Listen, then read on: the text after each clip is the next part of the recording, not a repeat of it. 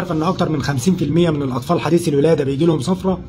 بس خلي بالك ان مش كل الحالات زي بعض، في صفرة طبيعيه بتروح لوحدها وفي صفرة خطيره لازم تدخل فوري من الدكتور. خلي بالك معايا دقيقه وهقول لك الفرق. الصفرة الطبيعيه بتظهر للطفل بعد اليوم الثاني او الثالث من الولاده، وبيكون لون الجلد وبياض العين اصفر خفيف جدا، غالبا بتقعد معاه من 10 ل 14 يوم وبيخف لوحده، وبيكون فيها البيبي كويس جدا وما عندوش خمول وما عندوش كسل، بينام كويس ويصحى نشيط. وعشان تسرعي من شفاء البيبي من الصفرة اعملي 3 حاجات. اول حاجه لازم تلتزمي ان كل ساعتين تقدمي له رضعه، لان اللبن بياخد البيليروبين او الصفرة وبينزلها في البراز. تاني حاجه لازم تعرضيه لاشعه الشمس غير المباشره لمده 10 دقائق كل يوم. وتالت حاجه المتابعه، تابع اللون الاصفر لحد ما يختفي تماما.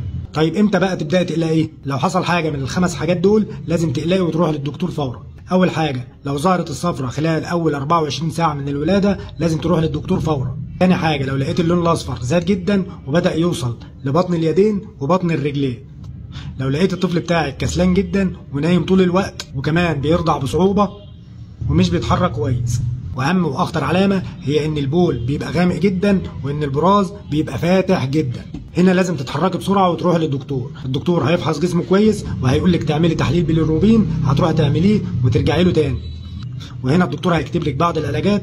كمان لو لازم الامر الدكتور هيوصي بجلسات ضوئيه تحت لمبه معينه بتكسر البيليروبين اللي موجود تحت الجلد. وخلي بالك ان الصفرة لو زادت عن حد معين ممكن توصل للمخ وتسبب مشاكل كتير.